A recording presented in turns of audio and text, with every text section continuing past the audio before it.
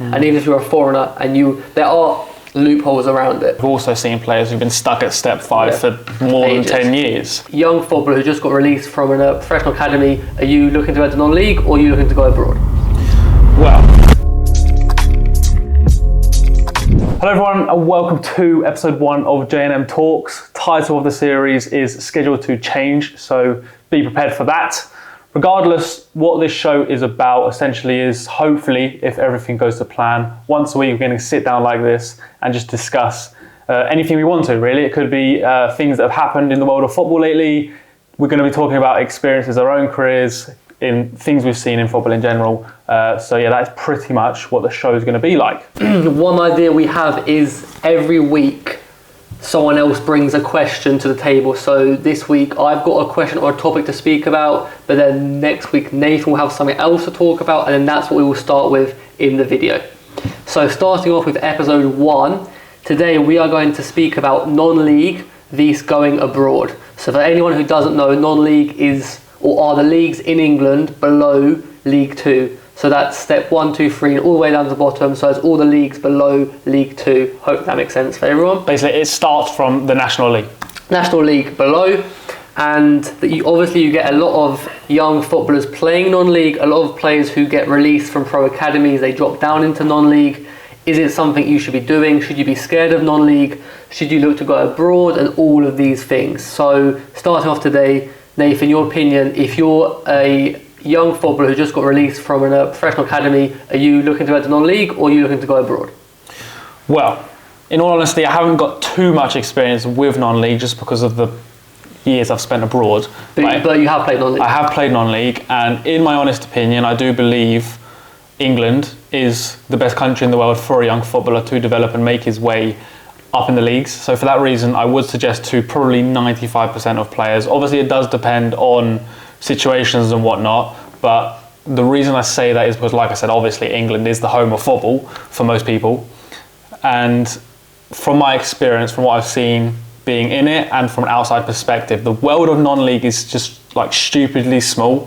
For some reason, everyone seems to know everyone. So even as a young player, if you're playing whatever level, let's say step 6, if you go on even a run of like 4 good games, coaches and whatever in the leagues above will start hearing about your name very, very quickly. And for that reason, I would suggest, like I said, for most players to stick with non-league. So I would say it depends on the individual. Are they English? Are they a foreign player? Because as we know, with Brexit, it's now harder to actually go to England and to get a visa and to play football or professional football. So I would say it depends on the individual. Obviously, if you're an English player who just got released from a professional academy, it would be the easiest thing is to go into non-league because you don't need to sort any visas or anything like that. But yeah, again, I would say it depends on the individual and their goals in life. If they're solely focused on football, then I think non-league is one of the best places to be, because we've seen it now recently in the recent years.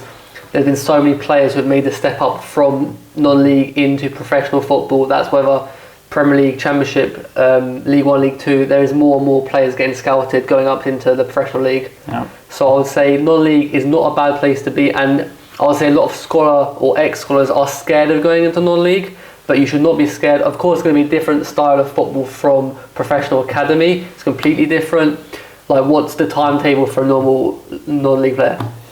Well, yeah, that's actually one thing to consider as well, because in non-league, probably 99% of teams, let's say below step 2, train twice a week. They train Tuesdays, Thursdays. Whereas in most other European countries, for example, Hungary 4th division, most teams train at least 3 times a week, some 4. So there is that to consider as well.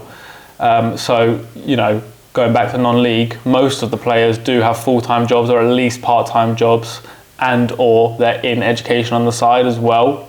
If your main goal is to go pro, though, do you think it's better to go abroad and maybe sign a professional at a lower level, or play step 3?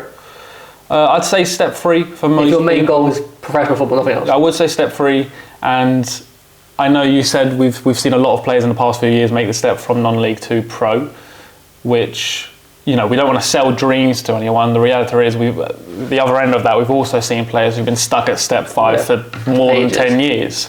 So it's not like non-league is a secret, right? It's not like, you get to non-league, okay, you're guaranteed success. It's not the way football works anywhere, but it is a very, very good platform for all players to sort of make their way up the leagues, of course, if they've got the talent and they're playing well. Okay, so I'll change my question now. It's the same topic, non-league vs going abroad.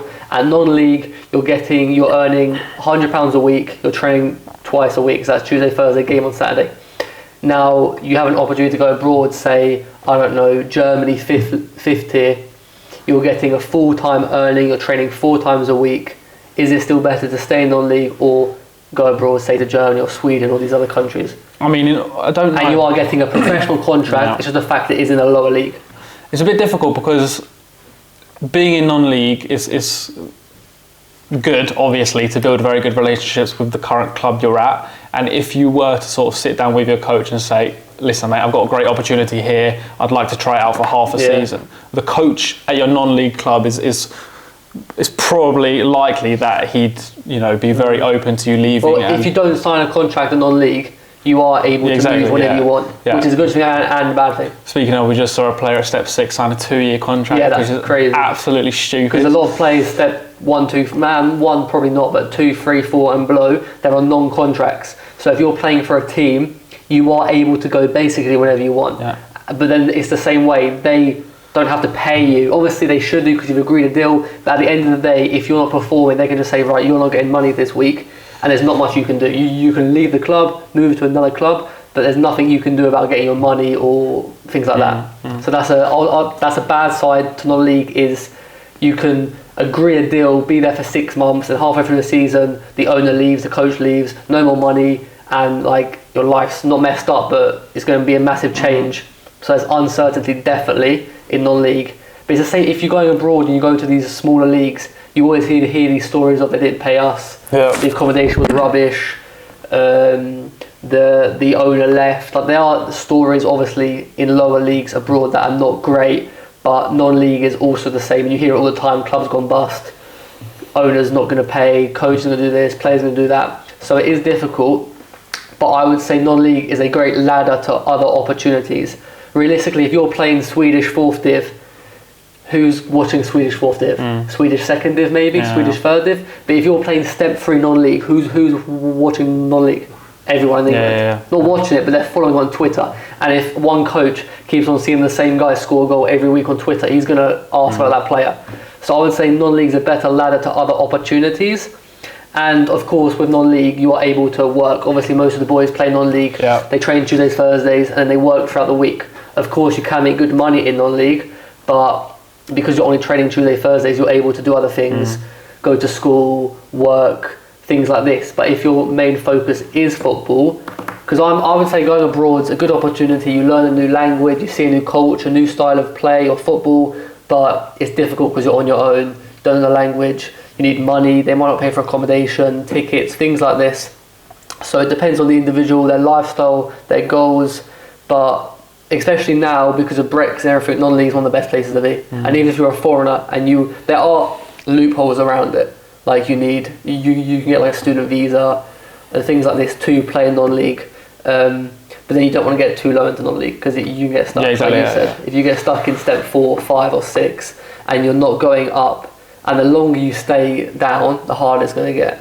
Obviously, but like the last week I was at uni in England and my roommate, he played step 3.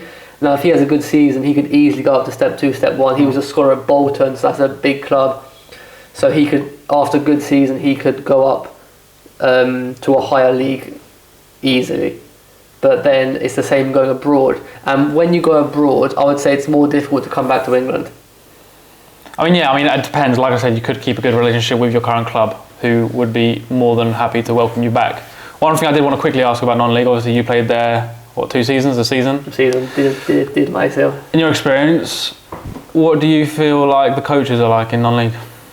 Well, you get different styles. Like I had a ex-West Ham professional player. He was good, but before that we had 2 pretty rubbish coaches. That's what I wanted to say. In non-league, I feel like it's hit or miss. If you get a young upcoming coach who's just done his UEFA B and he wants to work, then you will improve. He probably does good sessions. But if you get some old granddad who's been there for 50 years and he's just long ball, stay solid 4-4-2, which does work, but that's not really going to help the individuals grow. But then again, abroad, like the other countries have as good coaches as England do. I would say no. Mm-mm. Because of how hard it is to get your badges in England. I'm not sure how hard it is abroad, but yeah, the coaching can vary in level in non-league, definitely. I say England, in non-league especially, there's more and more young coaches like every season, and they're obviously big fans of modern football, which again shows on the pitch, shows in training sessions, which allows the players to develop so much more. But again, like you said, in non-league we've also had a couple old heads who were just not very good. Yeah, but like, and again, would you want to go abroad to play Swedish 50th at 25 years old? So I'm 25 now. Would you want to go out and play a low-level professional league at 25?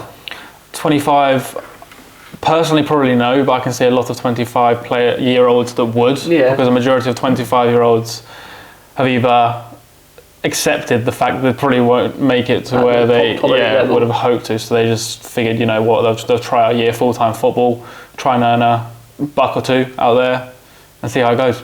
But when I see a player go out to, say, Sweden, he can only build a career in Sweden, I think. If you're going out to play Swedish 50th, the chances are that you come back and get a professional contract in England is quite low. But if you're going to play low level in Sweden, you might be able to go out the leagues in Sweden, but maybe not anywhere else. But if you're playing Step 2 England, you can go to so many different countries, because Step 2 or just non-league in England is such a respectable level. And people know if you've played high level in non-league, you are able to play decent levels around the world. There's even been players I've seen have gone from non-league to America. Like, can you imagine playing Step 2, playing against St Albans, and then next year you're playing in New York or San Diego? So yeah, I would honestly say non-league is an extremely good place for English players and foreigners if you can get into England to play football. But non-league allows you to chase other things in life, so education, work, things like this. There's anything more you want to add to that? That is pretty much it. Just wanted to quickly say that this is obviously the first episode, so we're counting this as like a trial run, an experiment, right? So in the future, obviously it's going to get better and better every episode.